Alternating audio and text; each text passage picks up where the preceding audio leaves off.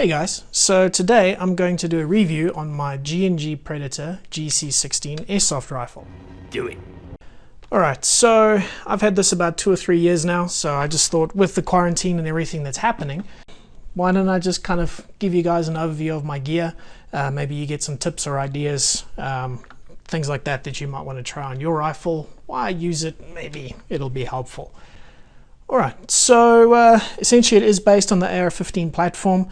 Going to start here at the front with some of the accessories that I've got on here. So it comes without a suppressor. You'll see the telltale kind of animal mouth thing that it's got on the front here.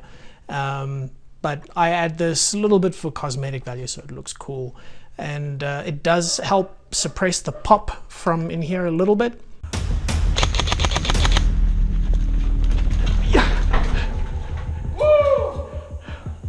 So this particular one is the SCAR SD Quick Detach. So this kind of works almost like some of the military ones you get out there. You just give it a couple of twists and it comes off. And then on the front here, it has its own flash hider that comes with the whole kit, and you just screw it onto the end there. It is a 14mm counterclockwise thread. This one is clockwise, so when you pop it on, just give it a couple of twists in the clockwise direction till it snaps on there.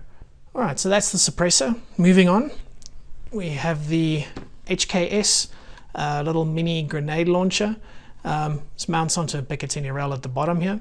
So what you do is you mount, oh not mount, put 40 BBs into all the little holes there, and then you fill her up with gas through the little gas valve there. It's normal green gas or propane, whatever you prefer, and give that a yank, and there's just a shower of BBs that come out there.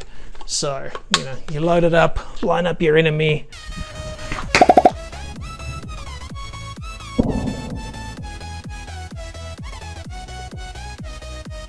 And boom, that's the end of that. Airsoft rules wise, it doesn't count as a grenade. So if you fire it into a room, you know, there's a 5-meter rule usually with grenades. It doesn't count as that. It's more like a shotgun, but it's awesome for multi-kills, I can tell you that.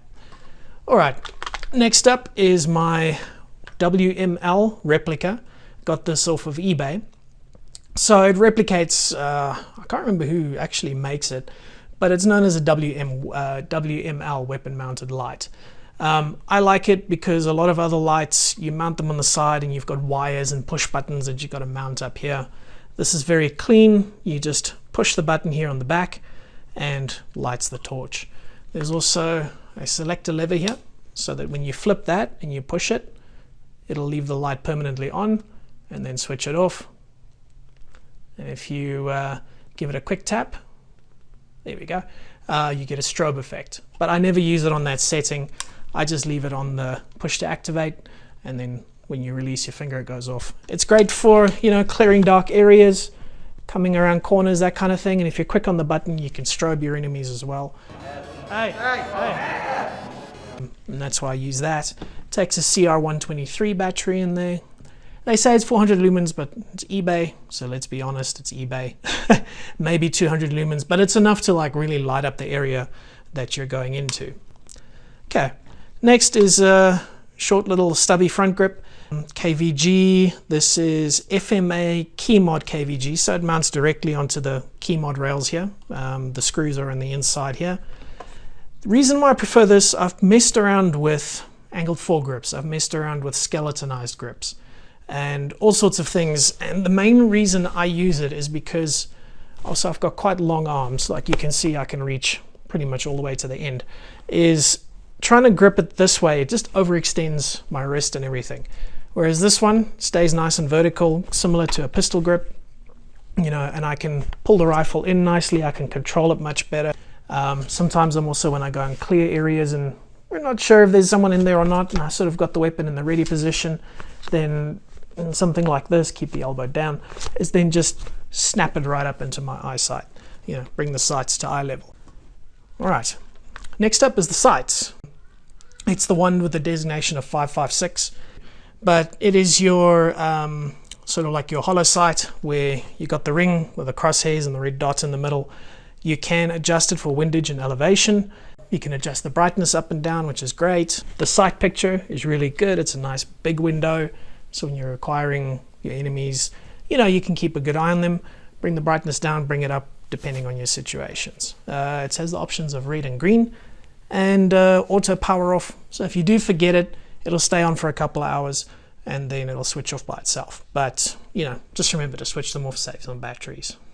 I found out of all the EOTech variants, I prefer this one the most. One, it's more compact. Two, the battery lasts a really long time. This battery has been in here for about 6 months. I have another one that uses 6 of those little button cells, and that thing would just fade out on me, would die, and I have to keep replacing the batteries like regularly. This one battery's in there, the 123, and it just works non-stop. So if you are going to get these reflex kind of sights, I would definitely recommend the one that's designated the 556. Okay, so that's pretty much it on the accessories. The only other one is I have an extended mag release here. I got this off an old rifle, APS rifle. Essentially, I just find it helps, you know, getting the mags out much quicker. So that's all the accessories. Then features of the rifle. It's fully ambidextrous, so you've got a mag release there and a mag release there. Dual fire selector, semi, full auto. All right, so that's on both sides of the rifle.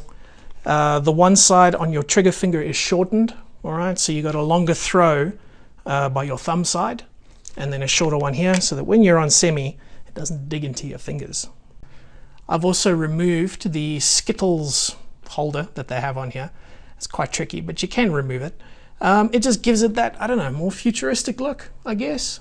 It just, I don't know, looks cool. That's what airsoft's all about, you know, looking awesome. Okay, in the back here, this is your battery compartment. It's wired to the rear. This can take most batteries, you know, your 11.1 LiPos, your 9.6 volts, and so forth. You just depress a button here, the back rotates, you slip it in and out. All right, so final thoughts. Yeah, there's no BBs in here, so just show you, but you know, overall, it's a really good weapons platform. It goes well with all sorts of sights, scopes, optics. You can change a lot of the internal stuff without, you know, the gun flaking out on you. You can put heavier springs in here. I've pushed them up to an M130, just with everything else that's internal. As long as you have the 11.1 LiPo, you know, she runs really well.